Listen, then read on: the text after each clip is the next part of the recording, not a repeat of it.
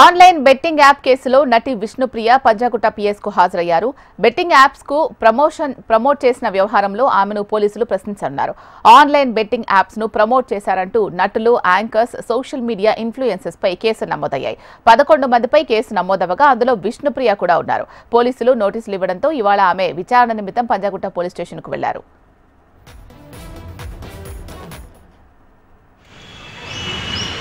కాదు కాదు కాదు విష్ణుప్రియ వచ్చింది. లైఫ్ ఫ్రేమ్ పెట్టినా చూడు. అటు మీరేం చెప్పాలనుకుంటారు?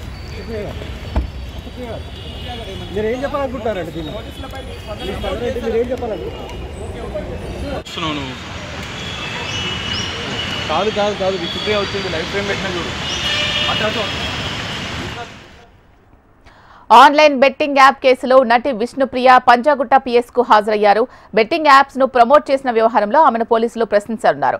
ఆన్లైన్ బెట్టింగ్ యాప్స్ ను ప్రమోట్ చేశారంటూ నటులు, యాంకర్స్, సోషల్ మీడియా ఇన్ఫ్లుయెన్సర్స్ పై కేసులు నమోదయ్యాయి. 11 మందిపై కేసు నమోదవగా అందులో విష్ణుప్రియ కూడా ఉన్నారు. పోలీసులు నోటీసులు ఇవ్వడంతో ఇవాళ ఆమె విచారణ నిమిత్తం పంజాగుట్ట పోలీస్ స్టేషన్ కు వెళ్లారు.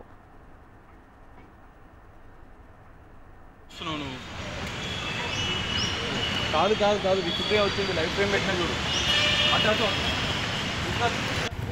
మీరేం చెప్పాలనుకుంటారు?